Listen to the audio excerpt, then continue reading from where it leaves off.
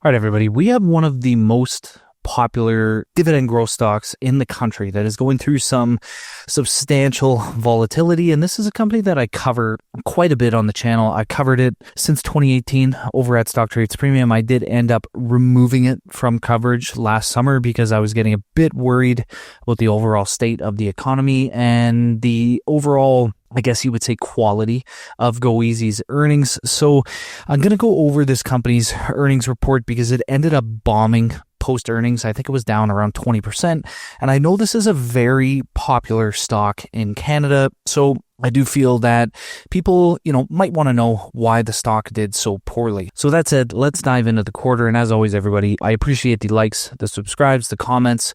You can join the newsletter in the description. You're going to get a free report on my top holdings in my portfolio, my thesis on them, my overall outlook, my overall risks, and just kind of my biggest conviction plays at this point in time. But let's get right into the quarter. The one thing I've noticed is with a company like goeasy, I've kind of turned from bullish to bearish, and a lot of people are, have been criticizing me over the last while as to why I'm bearish on this company because I used to like it so much, etc. I mean, I think this is something that is relatively common with retail investors, and that is to be perpetually bullish on investments you've made, whether that be from a particular bias, in terms of holding a particular company, whether that be, you're kind of hooked on the past returns, so you don't want to get rid of the stock even though the situation has deteriorated. I was very, very bullish on goeasy for very many years, and I kind of changed my tune on it, and a lot of people didn't like that I changed my tune. So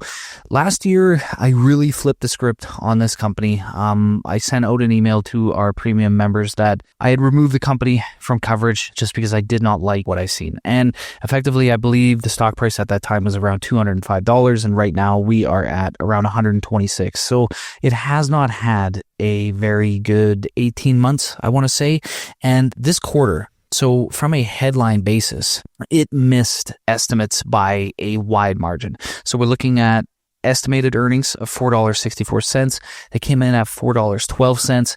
Revenue was relatively in line, but revenue is not really what you want to be looking at with these lenders. I mean, banks, period. You want to be looking at these earnings, and they kind of missed the mark quite a bit. And if we go to the quote here, we can see that the stock price ended up taking a big dive. If we go to the 1 month returns here, you're going to see it just fell off a cliff. So going from 166 down to 126. So let's dive a bit deeper into the quarter to figure out why. And if we look to loan originations, they remain strong. So there's 469,000 active customers, consumer loans receivable of 5.4 billion. So they had loan growth of 336 million.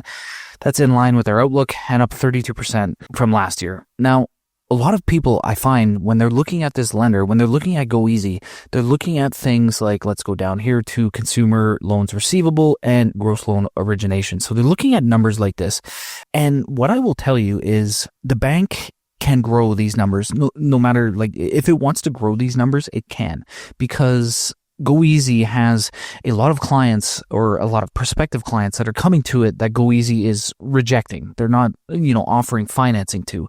So when you have a bank's ability to effectively loan out much more money than it currently is, it seems a bit nonsensical, I guess, to look to total loan growth and total originations, loan originations and loans receivable as any sort of benchmark of success, because realistically, this loan growth, if goeasy really wanted to, they could juice the numbers even further than this 32%. Because they shut down a lot of people. They don't have to shut them down. They do because they are a well-operated company and, underwriting, things like that. They do not want to loan out to these people, but you don't want to be looking at loan growth. You want to be looking at the quality of the earnings, the quality of the loan book, things like that. So again, record quarterly revenue, 440 million. So that's up 15%. Revenue, again, is really, it's important, but it's really not all that important right now. What you want to be looking at right now is the quality of earnings. And when we come to that, we're seeing goeasy go through probably the biggest headwind in terms of earnings that it's gone through in quite a while. I mean, we look at adjusted earnings of $4.12. So that was negatively impacted by the increase in provisions for credit losses in Q3. So that was 50 cents a share. So it hit their earnings by 50 cents. So if you come to these estimates again, you're going to notice, what was it, $4.64? So effectively they missed estimates by the provisions that they reported on the quarter. So obviously we don't really want to see this. We're seeing a lot of Canadian banks, like big banks, are actually reporting stabilization in terms of provisions for credit losses, and alternative lenders like goeasy reporting an escalation. It's kind of concerning. The provisions for credit losses, I would say, are the bulk of the reason that this company fell 20%, because the market tends to fear the escalation of provisions a lot. So we've seen this with the Bank of Montreal not too long ago. They reported a acceleration in provisions for credit losses, and ultimately what ended up happening is the stock price took a big hit because the market feared that provisions would continue to escalate in the future, and ultimately provisions hit earnings. I mean, we're seeing it hit goeasy's earnings by more than 10%. This is not a small amount. So again, the company is kind of adjusting their credit considering the weaker economy, and we have an increase in provisions for credit losses to 8.13%. So this is what I'm kind of talking about. This is the big hit to earnings per share. So this is kind of what I mean by the fact that if the company really wanted to, they could grow revenue at a much faster pace, and why you don't really need to concern yourself much with the overall loan book and overall revenue right now. Applications for credit up 22% year over year. We have quarterly loan originations up 13%. We have a record 54,600 new customers. That's up 13%.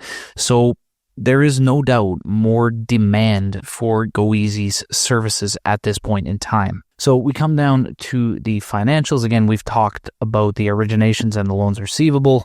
When we come down to the total yield on consumer loans, we can see that this is continuing to decline. There's two reasons for this decline.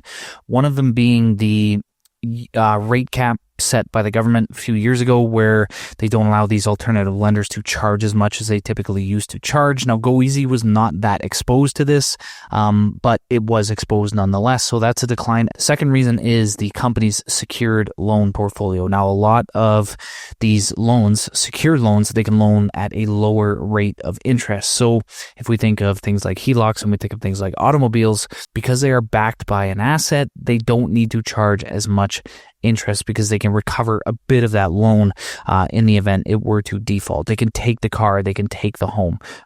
This is one thing that is very, very overstated for goeasy, in my opinion, the secured element of the portfolio, primarily because these banks are not really in the business of reclaiming homes and automobiles, but people tend to think it is some sort of buffer, in terms of the higher risk lending, the fact that the loans are secured by, let's say, an automobile, when realistically, they charge 13% financing over an 84-month term on an automobile. If they do have to reclaim that automobile, there is a very good chance that they will recoup a small fraction of the total loan, especially when you think of the fact that people who are getting their vehicles repoed might not treat them the best. But yeah, I think they have over $1 billion in automobile loans on the books right now. I will tell you right now, like an automobile secured loan is a wet paper bag. It's not much better. Ultimately, it is better than an unsecured loan, but it's really not much better. But they're kind of pumping up a lot of these secured loans and kind of giving the indication that their loan book is potentially lower risk because it's secured. So we come down to operating income. We can see it's continuing to grow, but the difficulty is obviously here we have those earnings per share that are declining because of provisions. Now, here is the big thing that came out from that short report, and that was the interest receivable. And they did make a slide that kind of talks about this. So in a nutshell, what that short report was saying was that goeasy was effectively kicking the can down the road on a lot of delinquent loans. So what ends up happening with a bank like goeasy is they will book the interest on a loan, and then the portion of that interest that is not paid goes into interest receivable. So you can think of this in a way as something like accounts payable. Like goeasy has not got that money yet, but they will get that money down the line as the loan gets paid. But the difficulty here is there is no guarantee that the loan will get paid. And what the short report was saying is the interest receivable relative to interest income is ballooning. I believe it was 17%. A few years ago, and now it's up to 42%. So they're effectively saying that goeasy is using a bunch of borrower assistance tools to kind of help people who can't pay the loans.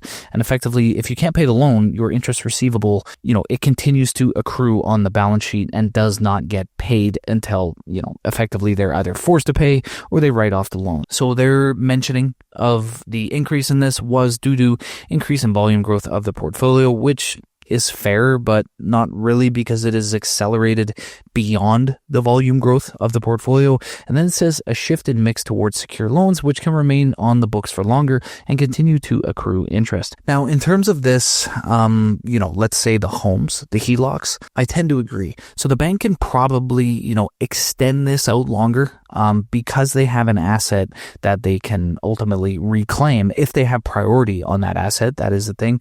There is a lot of questioning as to whether or not they are the top priority on a lot of the home equity loans that they issue. But the one main thing I have in terms of this is the automobile segment. So they have over $1 billion in automobile loans, and there is a very good reason that pretty much every single one of the big six banks left auto lending. There's not a lot of money in it. It is very high risk. People end up not paying, and you cannot recover a lot of money from a used automobile, especially when we consider the rates of interest that goeasy is charging and the value of the automobile and how fast they depreciate. The total portion of the loan is going down at a very, very low rate. So if you get a 13% interest 84-month automobile loan from goeasy, I would guarantee you have negative equity on that vehicle in maybe a year, maybe 2 years. So yes, automobile loans are secured, but they are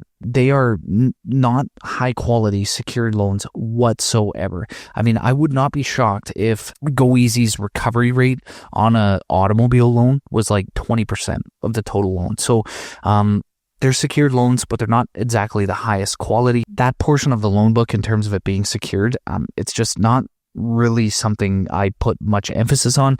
And if we look to interest receivable as a percentage of gross consumer loans receivable, that sits at 2.6%. The difficulty here is, I think 3-4 years ago, it was under 1%, I think. So we're seeing an acceleration of that as well. So this is effectively comparing the interest receivable. Again, that interest that is being accrued but not paid yet is 2.6% of their total gross consumer loans. So it's continuing to accelerate. Now, one of the main areas of the short report was saying that they use borrower assistance tools to support customer loan repayment. And they pretty much confirmed this in this quarter. And the one thing is, you are not going to get this type of borrower assistance tools with a big bank. There is heavy regulations on the banks.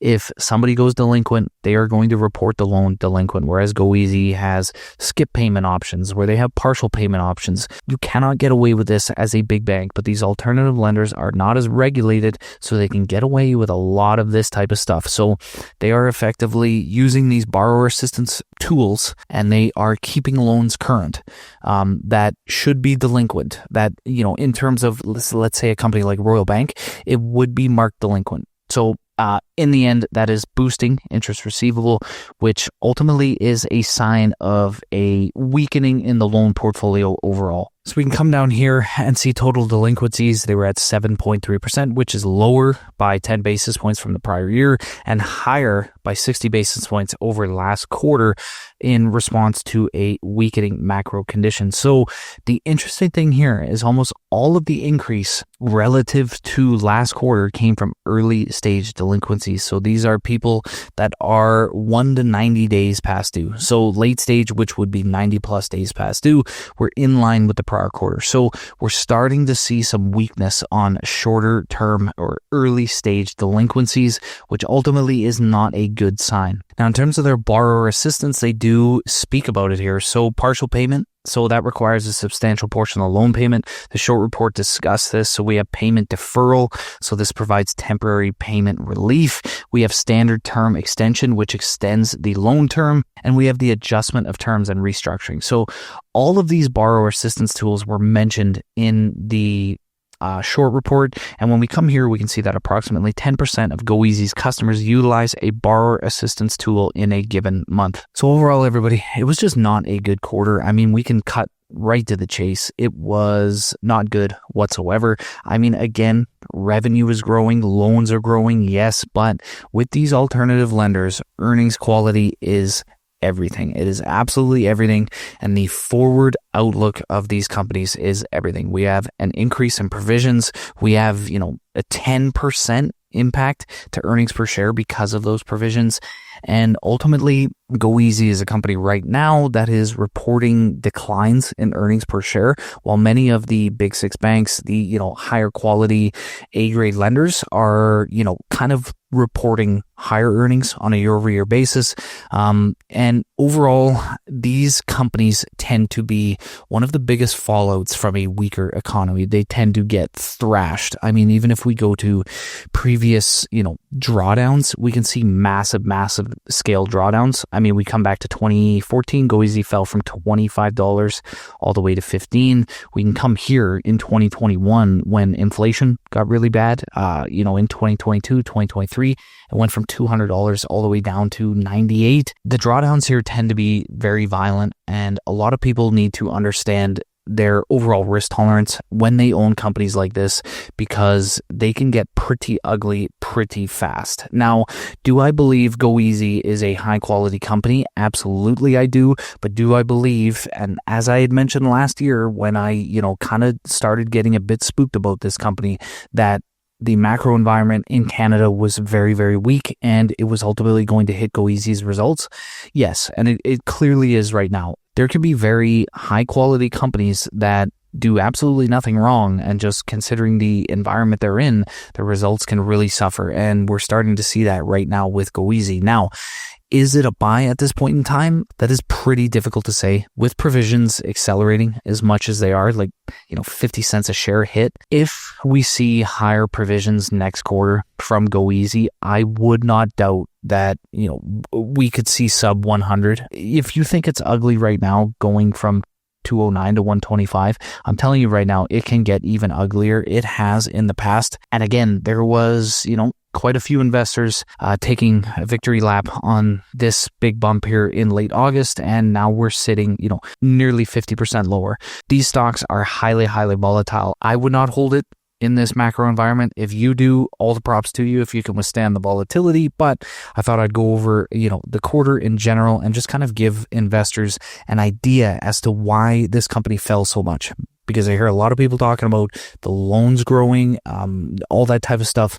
Ultimately, the earnings quality is what the market is going to be looking at right now. So that's it, everybody. Head down below, like the video, subscribe to the channel, comment. Let me know what you think about goeasy overall, whether you're buying, whether you're selling. Grab that free report in the description on my top holdings, and we'll see you next time for more great Canadian content.